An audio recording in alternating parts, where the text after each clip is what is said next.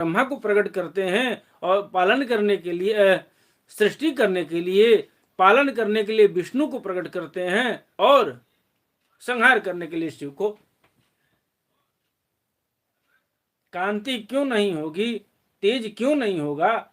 जो अपने नाभि कमल से ब्रह्मा जी की उत्पत्ति करता है, स्वयं खुद विष्णु स्वरूप में जाता है और संहार के लिए शिव की उत्पत्ति करता है, तेज उसमें नहीं रहेगा तो किसमें रहेगा? वह परम तेज है।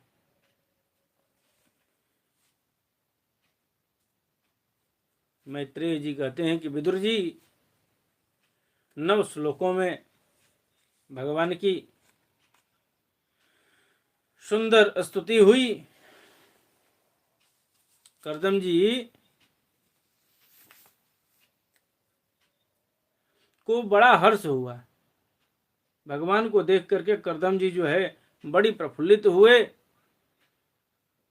मानो उनकी सभी कामनाएं पूर्ण हो गई। और क्यों न माना जाए, जिनकी खोज में बैठ करके 10,000 वर्ष जो गवा दिया, और वह कमल नयन, वह पुंडरीकाक्ष अगर मिल जाए, जैसे यहाँ 1 साल मेहनत करने के बाद परीक्षा दिया जाता है और परीक्षा में उत्तीर्ण जब बालक होता है तो उसके पूरे खानदान, परिवार, इष्ट मित्र, नातेदार सारे लोग प्रसन्न होते हैं। तो यहाँ तो 10,000 वर्ष तक की तपस्या की गई है, साधना किया गया प्रभु के पद्मदारविंद का दर्शन करने के लिए, और साक्षात भगवान जब दर्शन दे दिए हैं तो क्यों जो है खुशी का पारावार नहीं रहेगा? उस खुशी का, उस आनंद का कोई ठिकाना कैसे कोई लगा पाएगा भैया?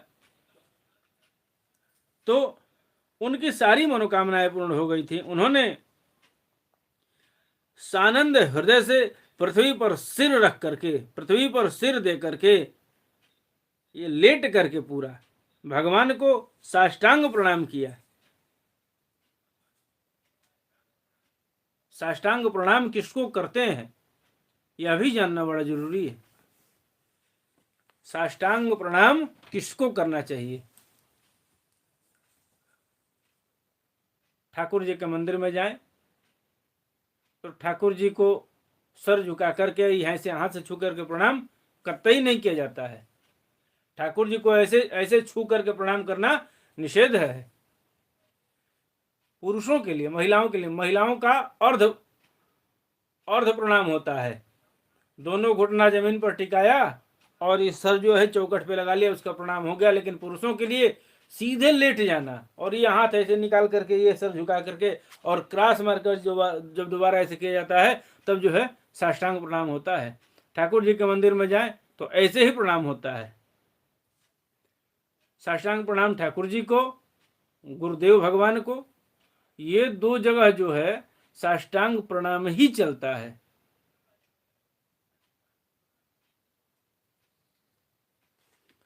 और भगवान के सामने कर्दम जी साष्टांग हो गए, सिर जमीन पर टिका दिए और पूरा धड़ जो है जमीन पे अपने आप को लेटा दिए, यानी पेट के बल से सीधा लेट गए भगवान के चरणों में।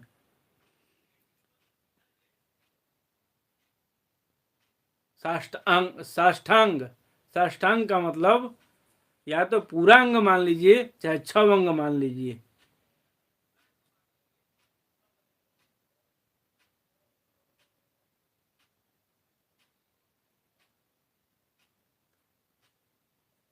ये ललाट, आंख, नाक, मुंह, ये शरीर और पैर पूरा जो है जमीन में सट जाता है, उसको साष्टांग कहते हैं। तो कर्दम जी की खुशी का कोई ठिकाना नहीं था। जात हर्षो पतन मूर्धा चित्तौ लब्ध मनोरथा गिर्भिस्त्वभ्यगृणात्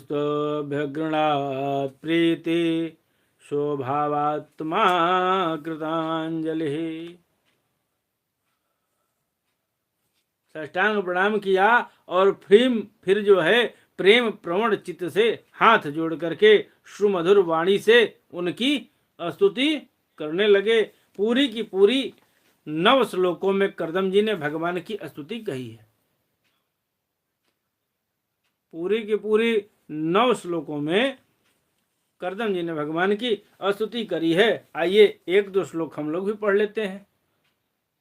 श्रीमद् भागवत महापुराण को खंड खंड में 1 या 2 अध्याय या 3 अध्याय कथा सुनाने का विशेष यही मतलब है